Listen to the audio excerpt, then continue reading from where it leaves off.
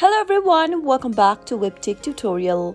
In today's video, I'm going to show you how to stop Groupon emails. If you want to stop receiving emails from Groupon, you can follow a quick and simple step.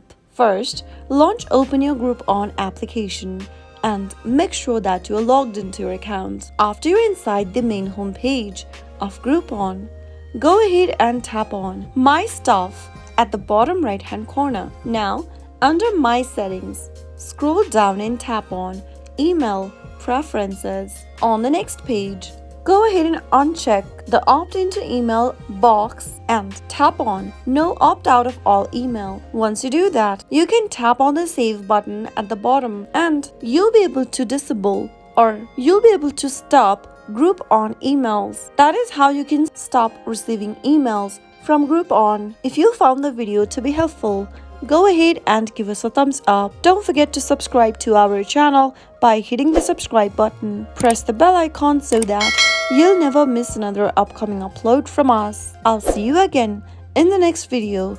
Goodbye till then.